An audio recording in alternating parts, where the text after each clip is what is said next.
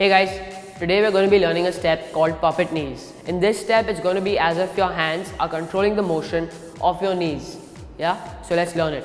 You start by standing in your jazz 2 position, and now I want you to imagine that there's a thread tied between your palm and your knee. Yeah, so as you lift your palm, your knee will lift as well. Yeah, so let's try it.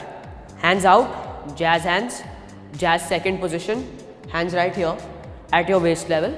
You're going to go lift and down, lift and down. That's it. Now a few things to remember to make this step look good are your hands need to be jazz hands, tight hands again, bent at your waist level, and I want you to bring your knees up all the way. You can't just stay over here because it's not going to look good. You got to go up, down, down. So guys, let's try this one on music. Ready? 5, 6, 7, go.